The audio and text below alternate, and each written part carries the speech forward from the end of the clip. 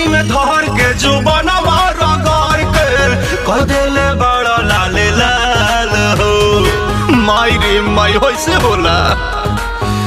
अरे जदि हम जनती तो बात नहीं मनती कैलो होली में बुरा हाल हो।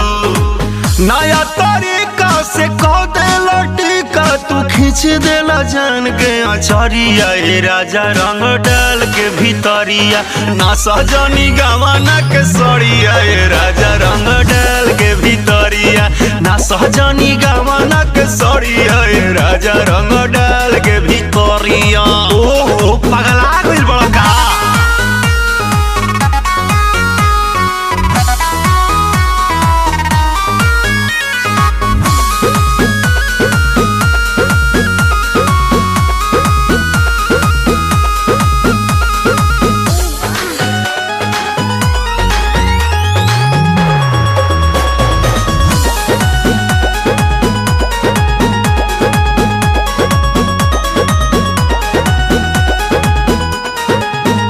कबो ऊपर कबो नीचे डाली देलो बीचे बीचे बड़ी बढ़े परेशानी डोरी चोलिया के खींचे।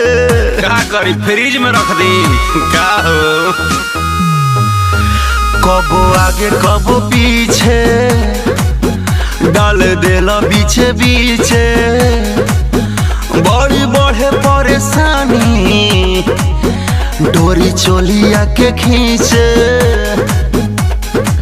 मन पगलाइल बा मुहवा रंगाइल बा उठल बाटे गल में लहरिया। ए राजा रंग डाल के भीतरिया ना सहजनी गवाना के सड़िया। ए राजा रंग डाल के भीतरिया ना सहजनी गवाना के सड़िया। ए राजा रंग डाल के भीतरिया जौन डाली हाली हाली रवा जौन डाली हाली हाली।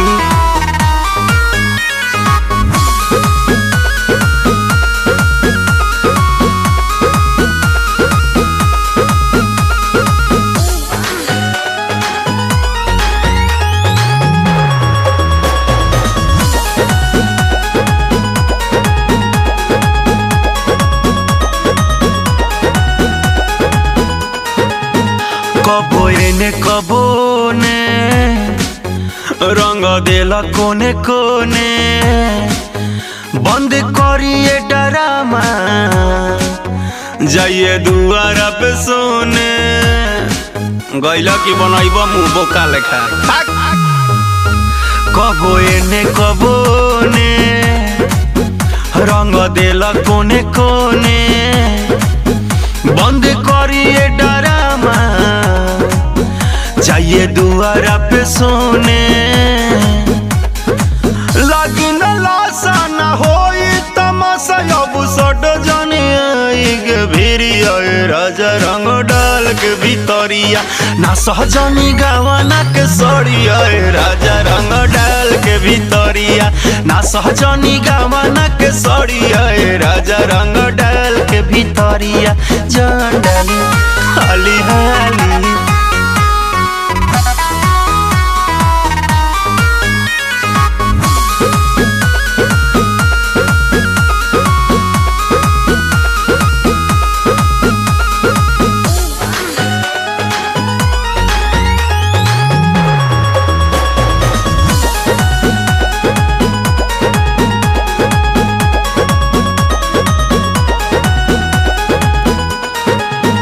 दीपक मदन से बताई चार बत्तियों सुनाई मंगल मन के मनावा नीरज दिल न लगाई।